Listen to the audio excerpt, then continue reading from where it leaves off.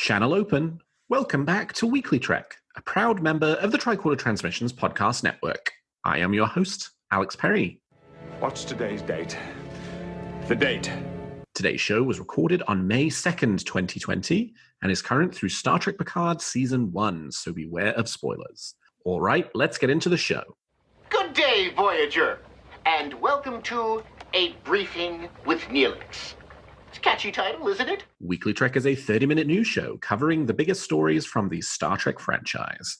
We are in a new golden age of Star Trek. There are 5 television shows in production, possibly more on the way, and enough merchandise to fill the Bajoran wormhole. So stick with me, and I'll help you sort the real facts from a lot of the Dominion propaganda that you'll find online. But I can't do this alone, and my guest this week is returning guest and co-host of the Shore Leave podcast here on the Tricorder Transmissions podcast network. It's Marina Kravchuk. Marina, welcome back to WeeklyTrek. Thank you very much, Alex. It's wonderful to be back. And it is wonderful for me to be back. I've been off for a couple of weeks because there hasn't been a massive amount of Star Trek news, but we have a bumper show lined up of all the good news that has happened in the last few weeks. But Marina, before we get into that, you know the drill. I want to know something that's got you feeling good about Star Trek at the moment. What's got you moving at Warp 10? The one thing that got me pumping literally every week is the fact that our Star Trek community is very much alive and kicking. The fact that we have a very, very healthy presence online as well. We've had all the way since the internet actually became a thing way back when. So I'm glad to see that my communication with the friends that I've made through the conventions is continuing on. We're having hangouts, we're having virtual viewing parties, we're having some sort of like little presentations to each other, we continue messaging each other. So the fact that the community is alive and kicking and we're not just sitting in our little holes, suffering and waiting for for the circumstances to finally run to their end is making me feel happy, actually. I am very grateful that we have social media and the fact that we can continue communicating with each other. The Star Trek fan community, it feels, was very much built for this moment. Yes. All those decades of pioneering many of the internet community, sort of forums and chat rooms and social medias that Star Trek has been responsible for, and also sort of cultivating our introverted ways, certainly seems like it's paid off. So the fact that we have that online culture basically set and working, and now it's just we didn't even have any hiccups. We just continue on. That part is, it kind of provides, a sense of comfort and, stable base, if you will, in this very, very unusual times that we find ourselves in. Well, the thing I'm feeling good about Star Trek this week is a small coda to the top story of our last episode, which was around when will we be getting Star Trek Discovery Season 3?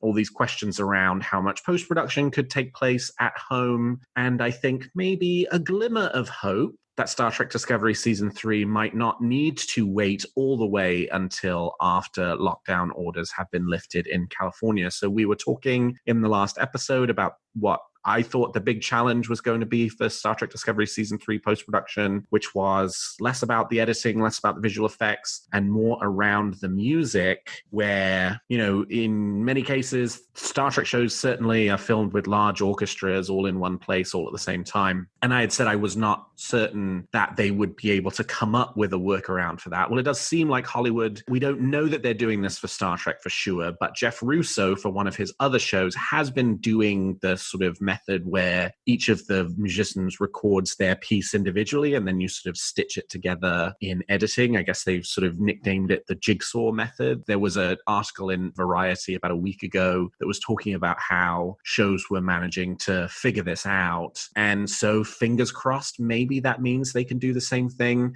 for Discovery. They do use a much larger orchestra in Discovery than Jeff Russo was talking about his orchestra for Umbrella Academy, which I think is like 30-some musicians, and Star Trek tends to be like 60-some musicians. And he was saying that, the more musicians, obviously, then the longer it takes, that something that normally would take them kind of a few hours in post-production now can take them a few weeks because they just have so much more to do. But, maybe. I mean, we don't know anything for sure. None of the stuff we've seen has been specifically about Star Trek. The only kind of update on the post-production actually just comes from a couple of days ago. Scott Gamzon, the editor for Discovery, indicated that, all the post-production was continuing to move ahead. We still don't have a release date, but I was feeling pretty pessimistic in the last episode around, I don't think this is going to come until well after lockdowns have been lifted and you can get people together to record scores and stuff. I still don't think Discovery Season 3 is imminent, but it might not be that far away. So that's something that's got me feeling good about Star Trek this week. Marina, how's that got you feeling? Oh, absolutely. And I missed Scott's tweet about this, because that's when I know several of our Trek media reported this sort of like that it is an ongoing post-production battle, but it is happening. But I just saw something that, one of the things I adore about Discovery Cast, the fact that they involved, there was something from Wilson Cruz where he said, it is happening, guys. Do not panic, patience, basically. It will happen. So, and I'm sure it will. I mean, they take such good care of this series. I'm sure that the final result will be very much worth the wait. All right. Well, with that, let's turn to the week's top stories. There's a war going on, and I'm a reporter.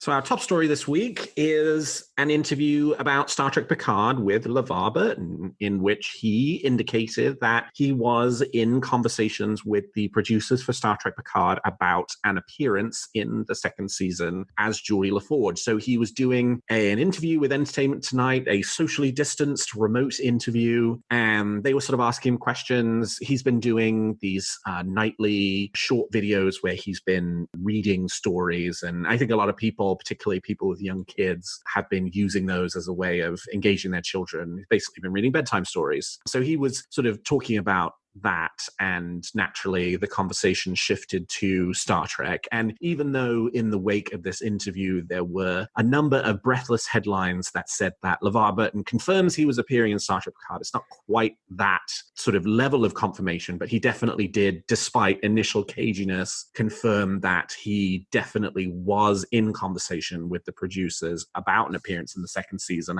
He said, I think it's reasonable to assume those people are still part of Picard's life. And then he sort of paused, and then he said, sure, what the hell? Yeah, absolutely. Meaning, yes, absolutely. I have been having conversations with the producers about this. He then went on to say something that we have heard from multiple people connected to the production, which is, you will see us all, probably not all at the same time, although never say never. So I think that is pretty exciting news for an appearance by LeVar Burton in Star Trek Picard. Marina, LeVar certainly has his opinion about what kind of role he thinks Geordi should play. But before we tell people what he says, what do you think that Geordi should be doing in Star Trek Picard? You know what?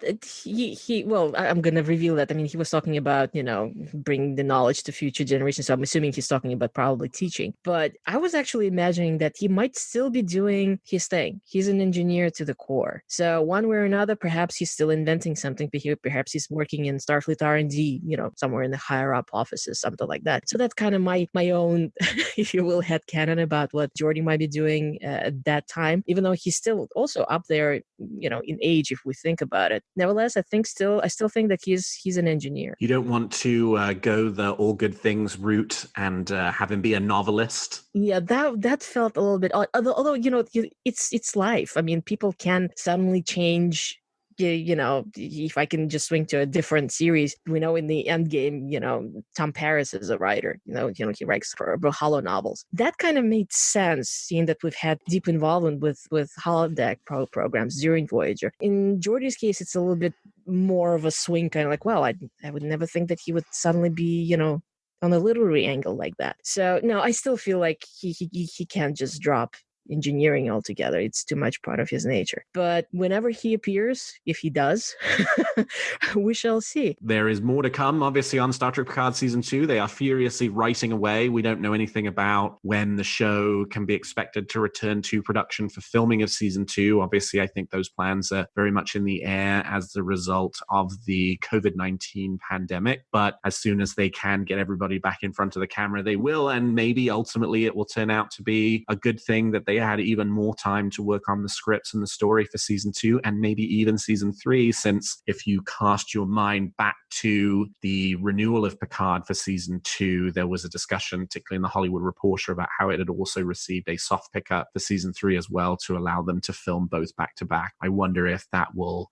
become even more of an appealing option, given that there's going to be a delay on filming for Season 2. But we'll leave the speculation of Picard there and turn to to actually an exciting announcement for the celebration of Star Trek Voyager's 25th anniversary. So obviously this year's turning out to be a bit of a bummer on the convention front. Many of the conventions that were set up to celebrate Star Trek Voyager's 25th anniversary have either been cancelled or postponed. I think it's possible that the Star Trek cruise, certainly for the first half of this year, remains the only major Star Trek celebration that we'll have, but a perfect solution for a time of social distancing. Garrett Wang and Robbie Duncan McNeill, who played Harry Kim and Tom Paris on Star Trek Voyager, have announced that they are launching a new Star Trek Voyager podcast. The Delta Flyers will be kicking off in early May. The first episode probably is scheduled to drop very soon, and we'll see the actors rewatch the series together, sharing their stories and recollections along the way. I imagine this will be very similar to The Seventh Rule, which was the Aaron Eisenberg, Sarok Lofton Star Trek Deep Space Nine rewatch podcast, which Sarok Lofton has continued after Aaron's passing. And super exciting that these two very fun Star Trek actors will be doing a show in which they will sort of go back through their own memories and rewatch their own work and comment on it. I'm sure that will be very fun. As I say, the first episode is destined to drop soon.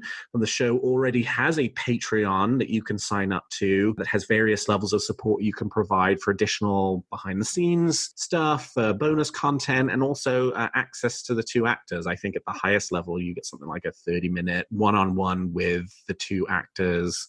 I think it was like each month, which I'd be really curious to see how that ends up shaking out. Marina, I know you're a massive Star Trek Voyager fan, so this one's got you pretty excited, right? Yes, it is. And as a matter of fact, and that's part of it is something that we're going to talk later on in the episode. As we speak, so as of May 2nd, there was a virtual experience featuring Robbie and Garrett, Creations virtual experiences where you go on and it's basically a live Q&A panel and there's a chat running through. You can type in your question and they will answer. And that was like an hour plus long thing earlier today that I was a part of, and they brought it up right away because that's the new thing. That's one of the projects that they're looking into developing, and they're very excited to talk about it. It's something that Robbie mentioned that, and I do wonder what the final format of the show is going to be. But he said, wouldn't it be fun to actually, while record a little bit about before actually rewatching it, just pure memory. Like, wasn't that the episode with people were dressed as birds? And then actually watch it and then record the remaining part oh yeah, that's what we did back then. So I don't know what the actual final thing will be. Obviously, we shall see soon, as you mentioned, the first episode should be dropping in early May. But it's very exciting. I mean, they're excited to share this, and those people who have had a chance to see them at the conventions know as a pair during the convention appearance, these two are unparalleled because it's always hysterically funny. So it's going to be great fun. I already signed up for Patreon and everything. I'm looking forward to this. Yeah, it sounds going to be fun. I think I will definitely add this to my queue.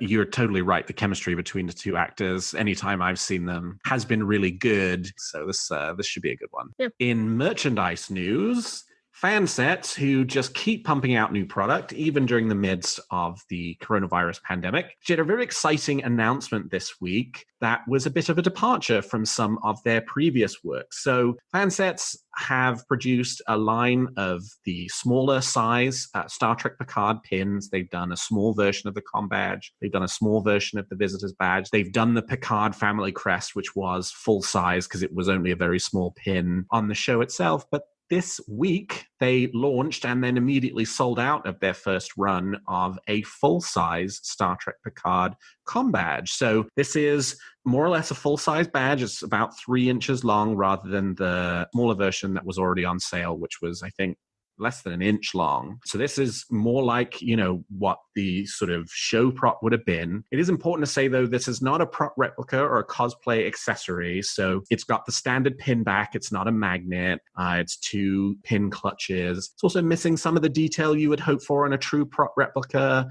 On the actual show props, the silver delta shape has a groove running around it. The FanSets pin does not have that. But with no true prop replica in sight, no word from QMX about anything like that. We've not heard from any other licensee about plans to make Star Trek Picard badges. It's as good as there's going to be for a while. And even though technically it's not a cosplay prop, there's nothing stopping you from sticking it on your uniform. The other nice thing about it, it's affordable. It's only $15 each. As I say, the initial run of pins, which went on sale just yesterday, May 1st, did sell out by the end of the day, but FanSets are now taking pre-orders for a new run that will ship in the middle of May. I think there are potentially some supply constraints as a result of the pandemic that the Chinese economy is still sort of working its way out of. But this is very cool and very exciting, and FanSets do seem to indicate that this is the first in what may end up being a series of releases. They've also talked about the Voyager Combadge being potentially one that they would look at making next. So that is very cool and very exciting. I did order one of these because it's the only licensed, close to accurate Combadge from the new Star Trek Picard show that you can get. Marina, is this one that you plan to add to your FanSets collection? Yes, and actually I have to do the pre-order because the pre-orders are, as you said, available, but they're also expected to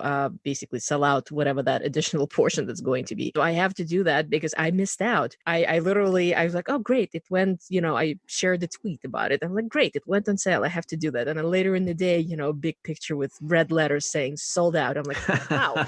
Well, that was, I guess, sort of expected, but I missed out on the original run. So I have to do that. Absolutely. Yeah, this was a no-brainer for me. I love this kind of thing. And especially considering that they're thinking about doing the whole line of this. So it's a nice little collection that because it's great to have it if somebody does intend to use it as a Combadge as part of the uniform. These are collectible pins. And let me tell you, I have a multitude of FanSet pins in my collection. It's just incredible once, line it all up, frame it or something. It looks incredible. This is a great thing to collect. Yeah, and I'd love for them to go like super obscure with it. Obviously do the Voyager Combadge, the TNG Combadge, some of this other stuff, but go wild with it. They did that Mako pin that they just came out with that's smaller. Make a big one of those. Like that would be, a cool thing to have. I have a couple of friends who are literally collecting every single pin that they can get their hands on, including some of the exclusives that pop up at certain conventions. And not that I missed out. I never actually planned to do I'm going to do literally every single piece of product that they do. So I collect things that I like myself, but it's incredible. If you look at, not only Star Trek, but the other lines that they do, this is high quality stuff. This is just such an incredible thing to have in one's collection. So I adore their master sets. That's sort of my thing primarily. So for instance, I can't wait until the Voyager master set comes out. That's a total beauty. And regular listeners of this program will know that I have often been quite critical of Star Trek licensing and merchandising and some of the failures I think there have been to take advantage of opportunities in the merchandising world. But I mean, this is a clear home run, right? Nobody else has made anything like this. It's relevant. QMX, who do make great badges and have done great work. They announced the Discovery Enterprise badges nearly 18 months ago, and those still have not seen the light of day yet.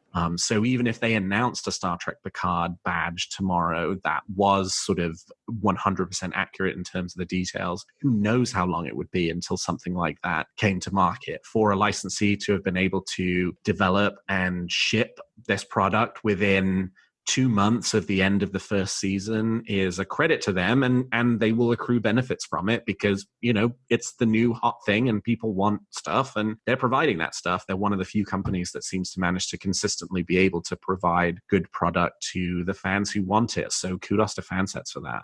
Well, our last story this week is about the wave of continuing cancellations of in-person fandom pop culture conventions in the wake of the coronavirus pandemic. So since our last episode, we've seen a number of other conventions have been canceled or postponed to next year. That includes the Shore Leave convention, which is a long time, mostly Star Trek, but they do other pop culture things as well. Convention here in the DC area, a number of other conventions that have had large Star Trek contingents designated to appear at, and also the big mama of conventions, San Diego Comic-Con, will also not be happening this year. It was announced just a couple of weeks ago that SDCC is off for the year of 2020. They will return in July of 2021. That's the first time in 50 years, First time in 50 years. Well, a lot of things in terms of conventions and convention circuit in general.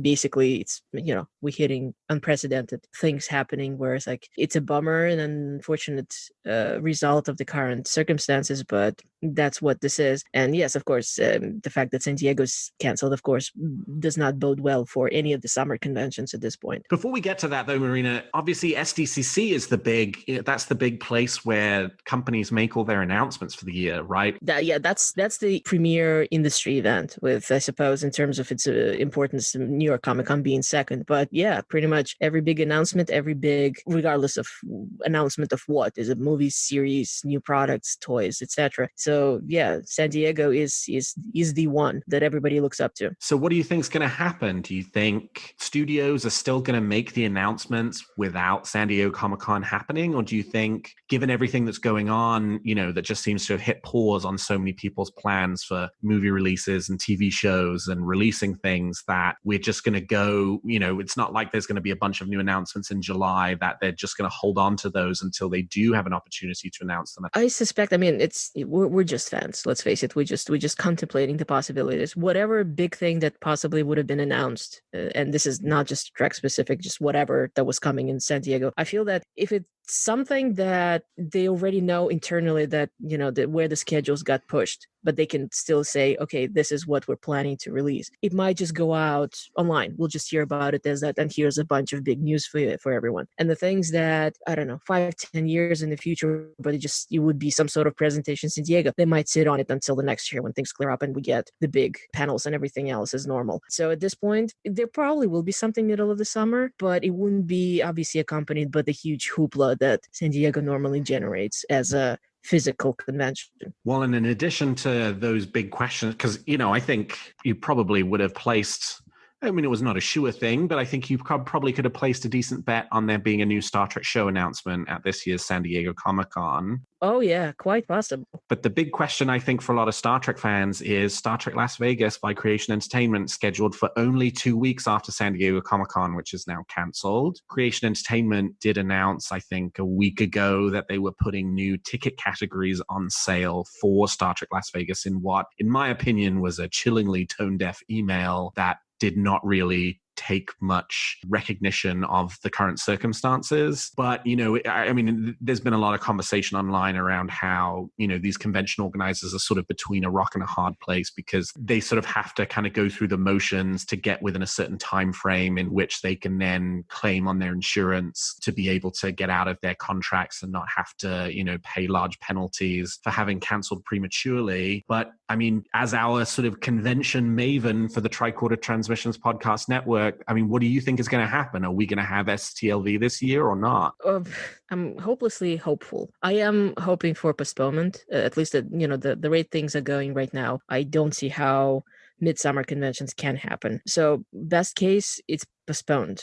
Worst case, it's simply canceled and we have something else next year. And the reason I'm making sort of a differential is that because obviously we have programming and scheduling already being planned and in place for whatever is going to happen this year, which is 25th anniversary of Voyager specifically. If it's altogether canceled, then they'd be starting from scratch and Voyager's out of the window, so to speak. So next year will be a completely different experience, which I don't know. I generally, personally, I find it upsetting that things are turning out that way, but what are you going to do? So as I said, my last best hope is that they're just going to postpone it, if not cancel. But to actually come up with I think it's going to happen so and so, it's completely unrealistic. We really don't know. There's still some months to go. I'm basically sitting back and just observing personally. Yeah, Creation have now either cancelled or postponed. Yeah. So they're moving along in the same vein as every other convention that I personally keep track of, because I have gone to them, so I keep getting newsletters and emails, or it's something that I was actually planning to go to this year. So far, yeah,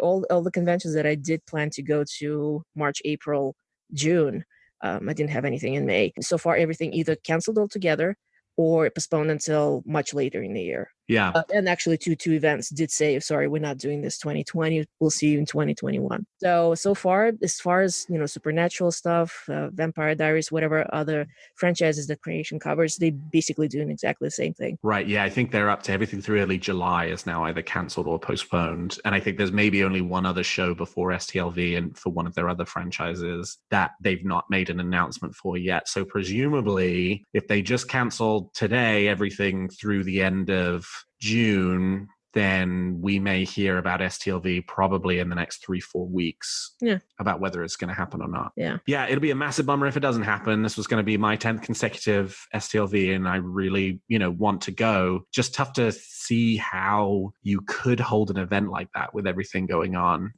Regardless of whether, we're still in lockdowns, we know the social distancing thing's going to have to go on for a while. Then that's a lot of people, and you've got to stay 6 feet apart from them, and everybody's wearing masks, and I just don't know what kind of experience is possible. But I guess we will find out soon enough what the fate of STLV will be this year. But I think if I were a betting man, let's just put it this way, I don't have my plane tickets yet, and I don't intend to buy them. I have everything set for the past, let's see, August was how long ago? 8 months ago? That's I basically have everything set up a year ahead of time. So the hotel is set and the flights are set, and seeing that the rules have been changed in terms of cancellations and everything, that does allow me not to panic, thankfully. So because I can cancel without penalty now, the flight and the hotel is the usual rules. So we shall see. We shall see what's going to happen. Keep your fingers crossed. Yeah. But in place of the sort of big in-person conventions, a number of the convention organizers have been offering virtual experiences. You mentioned before the experience that actually just took place today with Robbie Duncan McNeill and Garrett Wang, which Creation Entertainment have put on. I assume we will see many more of those in the months ahead. We know that other convention organizers have been doing the same. What was your reflection on those? Wonderful thing. I mean, it's certainly so much better than having nothing. And again, it kind of ties back to the whole thing that we do have virtual existence of, it's not specific to Trek, but just generally for the pop culture. So the Wizard World is doing live Q&As with various casts from across the board. I mean, check out their website. They're basically listing, and you can tune in and do the Q&A. I don't know if they do like live questions from fans, but at the very least, you do have casts basically doing something that you can listen to, the questions and answers, and they basically like a simulation of a convention experience in a way. I know GalaxyCon is doing the same thing. ReadPop just recently, I started seeing emails from them saying, okay, we're going to do a live thing with such and such person, and you can listen into this. There were several specifically brand new virtual events that recently appeared. There was something called In-House Con, HoloCon, same thing. And they would get either it would be very much fan oriented. So, talking about cosplay, talking about fan fiction, some sort of presentations online. Or we would actually have, in this case, since we're talking about Star Trek, one of them was doing live Q&As with Nicole DeBoer and Chase Masterson. So there is slowly but surely, this thing is starting to grow with virtual Q&As and like whole convention-like events. Speaking of almost like a full convention experience, I suppose, AwesomeCon, which was originally supposed to be happening the weekend as we're recording this, a wonderful, wonderful Comic-Con event in Washington, D.C. They literally are producing AwesomeCon online. So, you go and they will be like, okay, from 12 to 1, we're going to have a live Q&A with Zachary Levi, for instance. So they have actual guests and they have actual like programming that they're providing online. And they provided lists of it's like virtual artists alley and the virtual vendors room with basically listing of the vendors and the artists who would have been physically present at the convention that you can actually check out. So I'm glad to see that the convention hosts are looking to keep going. It's almost an equivalent of, okay, now the restaurant is just going to provide the delivery or the curbside to go service, basically. It's sort of like the convention version of it. We have some sort of simulation of a convention going on online. Which I think we'll probably see a lot more of in the months ahead. Yeah. All right. We've talked about the facts, and now let's speculate on what's going to happen in the future of Star Trek. You make some very good points, Captain. But it's still all speculation and theory. So each week, I and my guest give you a wish or a theory we're nurturing about the future of the franchise, Picard, Discovery, anything we want to. So Marina, let's hear your theory or wish for this week. I kind of hope, even though it's kind of pie in the sky, I do hope that we start to get a little bit of more like sprinkling of, I'm assuming that despite the situation that we find ourselves in, that these, at least the beginnings of pre-production of Picard's second season are happening, probably. Who knows? I'm kind of hoping. And that's what I want to kind of like, can we kind of start to get like maybe a little rumors, a little something, like sort of thing with LeVar saying that, yes, he did talk to somebody, or Bob Picardo saying last year that, yes, he did talk to somebody, that sort of thing. Kind of like little like nuggets of the new stuff, the new productions that are in development right now. So we at least was kind of, I don't know, get an idea of what's coming. I would love to hear, like, Section 31, because we just heard that series might happen. Is there something going on? Do we know? Is there a writing room in place? Something like little nuggets of information of this type. We need a in-depth interview with Alex Kurtzman. It feels like that's what we're looking for, right? At the same time, we kind of have to be realistic that even if he does consent to be doing something like this, especially like as a live event, suppose like a live Q&A with Alex Kurtzman, it would be unrealistic for him to be saying, okay, now we're doing this and this is what we're planning to do that, because again, all productions are basically in that same limbo as every other industry right now. But we also have not heard from him now since the premiere of Picard in January, pretty much. I mean, not in any substantive way other than sort of talking about episodes of Picard themselves. So it would be nice to kind of get a check-in, because oftentimes that's where a lot of that news comes from, right? There are 2 more unannounced Star Trek shows in production. That came from the Picard press event in conjunction with the Picard premiere. Stuff about Section 31, stuff about, him reacting to the idea of there being a Pike show that's fueled a lot of the speculation about that happening. All of that comes from those sorts of interviews and environments. So yeah, it would be great to kind of hear from him and also, hear from him a little bit about how the pandemic has impacted their plans and how things are proceeding. It would be nice to sort of have a level of confidence that everything is continuing to proceed and that to the extent possible, they're doing their best to minimize the disruption for both themselves and for the fans who ultimately want to consume the content. Yeah, so it's as I said, it's a bit pie in the sky type of wish, because I mean, I fear that we will be in a sort of information vacuum in terms of new productions for a little bit. Yeah. Along with other things. I mean, just to tack on to what I was saying about the conventions, the cancellation and everything, there is a website that kind of keeps track of conventions in general across the entire globe. And they went through some sort of archival, I don't know, is it news listings, whatever that, and they found that April of 2020 is the first conventionless month in over 40 years. The last time it happened was in May 1974. Wow. So it feels weird that we don't have this happening, we don't have this happening, and we kind of substituting this simulations of things, virtual Q&As instead of in-person conventions. And I don't know, right now I've noticed quite a few people just doing sort of like reviews of things, and let's look back at doing this, and how about posting photos from the conventions from last year, that sort of thing. So I feel like there's a vacuum forming, which is why I said, it'd be great to start getting not outright rumors, because let's face it, those are ridiculous, but something coming from the powers that be to just kind of wet our bigs a little bit. So my theory this week is also a big pie in the sky one, but it's one that I started feeling a little more confident about. And it's a big one. I think that Deep Space Nine and Voyager in high definition may be closer than we think. So I don't know, Marina, if you've been following, TrekCore has been posting some of the results of, there are now these computer programs, these artificial intelligence programs that will effectively upscale standard definition footage to high definition. You can do it with your own computer at home. All you need is one of these programs. You put the video in and it sort of figures out where the missing information and pixels are and plugs it in, and then pops out the other side a much higher definition version. And you can do it all the way up to 4K. And there's a group of fans who just on their own recognizance have been downloading these programs and sticking Deep Space Nine and Voyager episodes into it and just seeing what pops out the other side. And I have to say, from having seen some of the comparisons of what these computer programs can do, they are very compelling in what prospect they hold for being able to get a higher definition version of Deep Space Nine and Voyager at a much lower cost, and therefore make it more attractive for the studio to do it. It's not perfect, and it's not the same as doing the full TNG remaster. You're still using the sort of, you're basically upscaling the final episode, and the AI is smart, but it's not clairvoyant. So there are still things about it that don't quite track. So like, for example, it looks really good, but let's say you zoom in on a computer screen and there's text on a computer screen where for TNG HD, you would be able to clearly read the text. This sort of AI upscaled version can't quite figure out what the words are supposed to say on the screen. So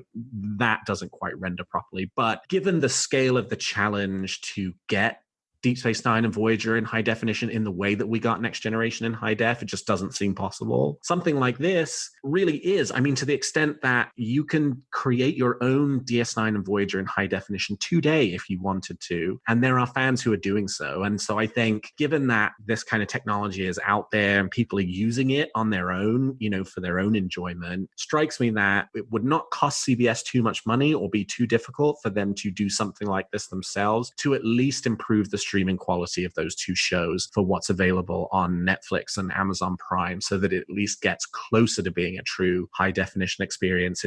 It seems like a no-brainer to me, if it's so easy that there are people out there doing it right now, that maybe that means at some point in the next few years, CBS will cotton on to that and realize that, in order to quote unquote future-proof these shows and continue to have them be moneymakers for the years ahead, they need to do something on the picture side, because, those Deep Space Nine and Voyager streams are really, pretty bad in some cases. Marina, have you seen this? I saw a couple, and it seemed almost incredible because at first I didn't realize. I thought, well, I think I saw a Deep Space Nine one, and I was racking my brains trying to remember if that's the one that I saw, that they included the actual cleaned up version for the What We'll Left Behind documentary. And I was like, no, it's some fan did this. And that was like, my God, isn't it amazing what we're capable of, the fandom? Right. So we shall see. But what the last bit that you said, at some point, the CBS is likely to kind of catch on that there is an interest to that, and hopefully they will make the move, even though, if you recall, there was a pretty expansive article someone wrote in terms of all the difficulties that one would face if you're doing the proper restoration and the replacement of the effects and everything. That would make it not exactly an easy process to do if you're doing it from A to Z. Sure. And that, I think, probably will never happen, right? You're never going to get the same level of remastering that we got for the Next Generation. But if you can get even 2/3 of the way there using AI upscale program, then I say go for it, right? Because if it's a choice of that or nothing, I'd much rather that than the nothing, which is what we're stuck with right now. Yeah. Do you have a theory or a wish for Discovery, Picard, or the future of the franchise that you'd like to share? Tweet them to me at WeeklyTrek, and I might feature your theory in a future episode. Well, that's all the time we've got for this episode of Weekly Trek. Thank you so much to my guest, Marina Kravchuk, for joining me today. Marina, how can people contact you if they want to continue the conversation? You can find me on Facebook, Twitter, and Instagram under my full name, or using my handle at Dracorex, DRAKKOREX. And I'm one of the admin team for the unofficial Star Trek Las Vegas convention group. And I'm also co-hosting Shore Leave, your Star Trek convention community podcast, which you can find under that name on Facebook or at Shore Leave on Twitter. And you can find this show on Twitter at WeeklyTrek and me at Alexander T. Perry. And if you enjoy the show, please consider leaving us a 5-star review on your podcast player of choice. And please check out some of the other great shows on the Tricorder Transmissions. And if you like our shows, please also consider becoming a Patreon of Tricorder, which you can find at patreon.com/the Tricorder Transmissions. And lastly, if you're looking for Star Trek news on the internet, I hope you'll turn to trekcore.com. Well, thank you, Marina. Thank you to all of my listeners. And until next week, live long and prosper.